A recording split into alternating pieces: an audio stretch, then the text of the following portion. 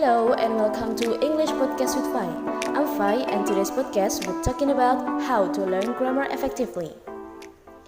Grammar is usually hard in the beginning stages of mastering a new language. Different languages are known for their distinct grammar patterns. However, this should not be the case. Native speakers learn a language without knowing the grammar after all. While spoken language is understandable even if it lacks grammar correctness, the problem is when you have to write an article for a blog, a post for social media, or paper for school. You need proper grammar for that. Even if you get an A for content, you still get an F for form. Sounds demotivating, right? You might want to use AI services to fix your work, but ultimately trying to understand basic grammar and do it on your own is inevitable. Plus, the end results are so satisfying. So here I will tell you about 8 steps to learn grammar effectively by many sources that will help you to understand grammar more effectively. First, learn as many words as you can. To learn grammar easily, the basic element of any language is words. Get a dictionary and learn as many of them as you can. Use each new word as often as you can so you will remember it. Don't worry about grammar until you are comfortable using the words you have learned and can understand at least half of what you hear. Second, talk to people. A language makes you part of society. Trying to learn without talking to other people is hard. Take any chance that counts to talk to people even on the phone. You learn grammar as you listen to how other people use the words even if you don't know the rules. The more you hear the words used correctly, the more you learn. Third, watch and learn. The best way to learn grammar is to watch movies and television shows in the language you are interested in. For example, if you are interested in English, a good one to watch is The Big Bang Theory, especially the character of Sheldon Cooper, who unabashedly corrects anyone's grammar on the show. However, take these movies and television shows with a pinch of salt as many use ungrammatical English. Choose what you like and listen carefully. Go back if you didn't understand anything. Try to get copies with English subtitles so that can help you understand what people with heavy accents are saying. Fourth, ask for corrections. Most people don't like to tell you if you use a word incorrectly because they think you might get offended. Ask people to correct you when needed so that you can learn from your mistakes. When you have something edited and proofread, check it against your original document to see where you went wrong. Take note of all corrections and practice. Fifth, know the parts of speech. Now that you know many words, you should know how to use them in a sentence. You can do this by putting together all the words you know into parts of speech.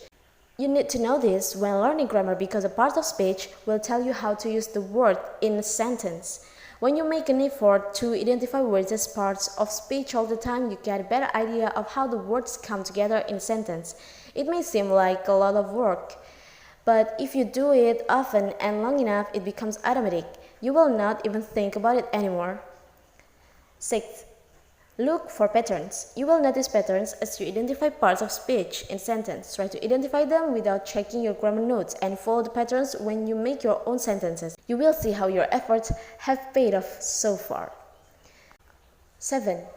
Practice verb forms. Conjugation or verb forms are one of the biggest challenges in learning grammar. Conjugating changes a verb in some way to tell you information about it.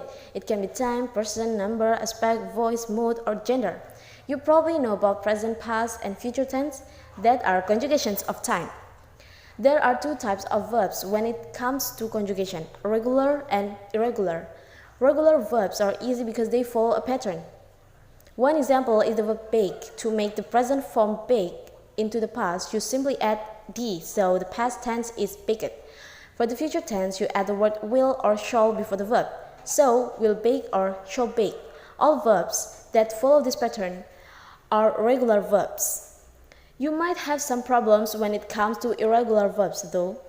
There are no set rules, so you need to know how to conjugate each word.